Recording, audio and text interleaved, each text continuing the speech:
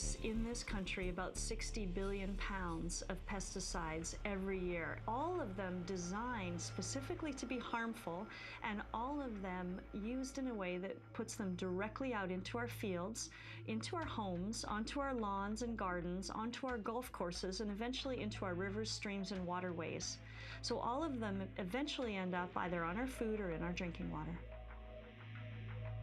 One thing we know is that for many of the pesticides, including the organophosphate pesticides, is that they're very harmful when exposure takes place during early life. We have hard evidence from robust scientific studies that prove beyond a doubt that organophosphate pesticides attack and damage the brain and central nervous system. We become relying on chemical to do the job that we're supposed to do. If we see pesticides, they are the same as pharmaceutical drugs. They are foreign to the body. They will do some toxicological effect, but they are not bound to the same regulation that are applied to pharmaceutical products. The only reason the pesticide were not tested in human study because itself actually caused toxicity already. The problem is that we are increasingly industrializing our agriculture in this country. More and more pesticides, insecticides are being used to grow the food just by the sheer size of the farms and the farming operations, and the risks just don't go away. So we're talking about acute toxicity versus chronic toxicity.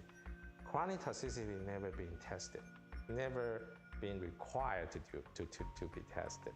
So we are being used as experimental animal. How can the government allow residue of those pesticides in the food that everybody eats today? Not only are they affecting IQ of children, there may be correlations with all of these other increases in childhood disorders. And this needs to be researched and studied more. But I would sort of come from the standpoint of saying, let's use a precautionary principle and stop using them. But on a daily basis, we're risking the health and life and intelligence and fertility of our children. This country has 1.1% of autism. We have about 13% of preterm birth defect. We have numerous of neurological disorders, ADHD, and so on and so forth. And you kind of wonder what caused those morbidity.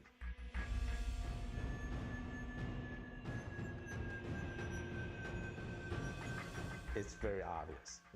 The disease burden are getting higher and higher. I'll tell you, when you consider what we're ingesting unknowingly through a farming system that was modern in its thinking, but didn't do the longer-term research well enough, we would stop eating what we're eating. Sometimes in the U.S., we do take action on the most harmful pesticides. We either ramp them down or ban them altogether. The problem is the companies still need to sell them. And so they end up selling them to other countries that we do trade with. They end up harming the environment and the workers and their families in those other countries, as well as coming back to us on contaminated imported food. Some of the dirtiest, most hazardous pesticides that we ban in this country come back to us in contaminated food. According to President Obama's cancer panel, 41% of Americans will get cancer in their lifetimes. Having spoken to key scientists and researchers, I learned that cancer growth is stimulated to a large extent by toxins from the environment. We have to begin by detoxifying what we eat. The Environmental Working Group did a study of pesticide residues on food. They came up with the Dirty Dozen. These 12 foods have the highest pesticide residues, so you should eat organic. Celery, peaches, strawberries, apples, blueberries, nectarines, bell peppers, spinach, lettuce, kale and collard greens, potatoes, and grapes. The Clean 15. If you have to eat conventional, these foods have the lowest pesticide residues. Onion, avocado, sweet corn, pineapple, mango, sweet peas, asparagus, kiwi, cabbage, eggplant, cantaloupe, watermelon, grapefruit, sweet potato, and mushrooms.